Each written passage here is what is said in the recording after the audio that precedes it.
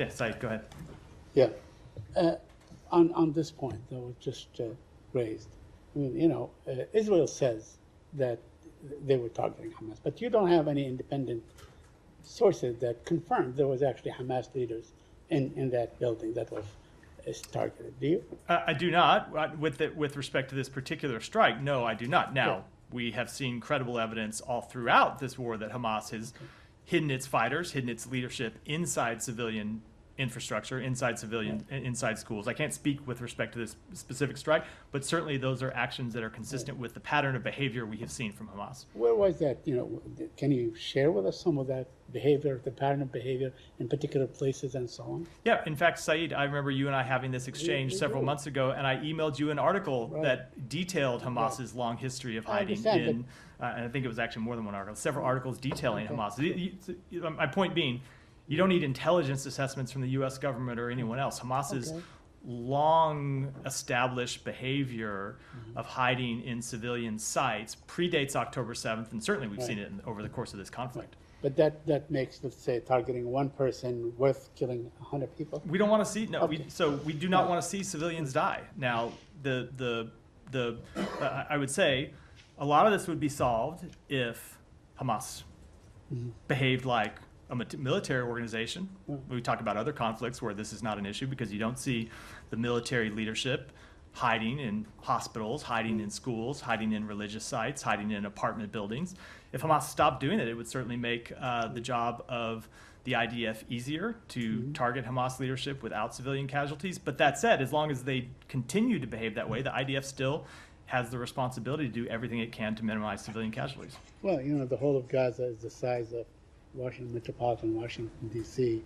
I mean, it is a guerrilla force. It's not an army. They're not allowed to have airplanes and tanks and so on. But the size of Gaza does not justify hiding your fighters inside a hospital or inside a school. Let me ask you about something that you just said.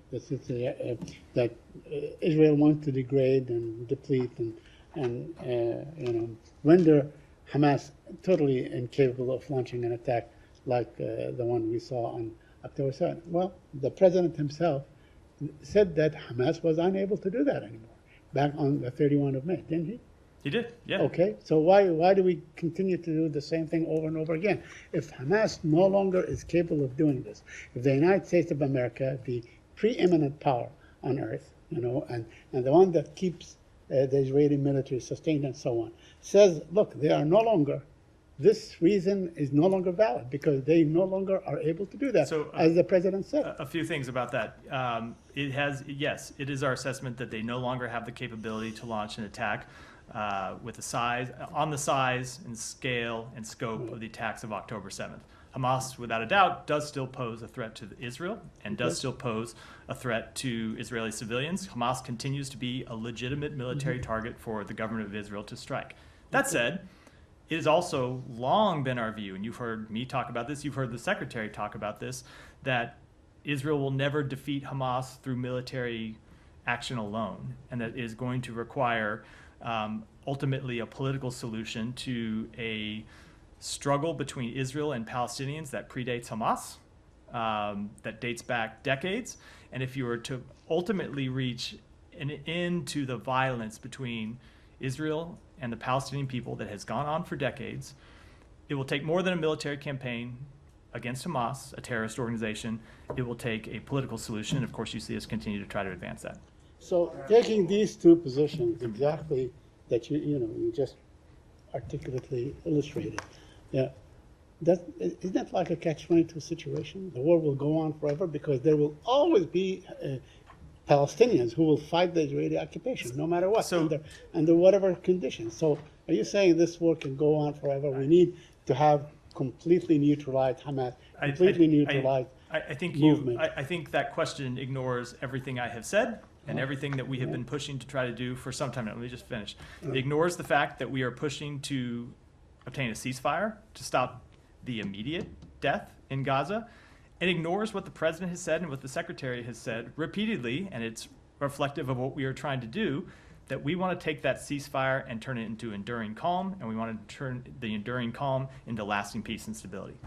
Now, my last question. There was, UNRWA was and UNRWA headquarters was flattened in Gaza. Do you have any comment on that?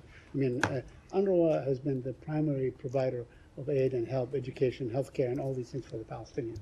Without UNRWA, well, there would be, you know, a humanitarian disaster on your hand. Do you have any comment on what has happened to UNRWA thus far? So we do support the work that UNRWA does. We've made that quite clear.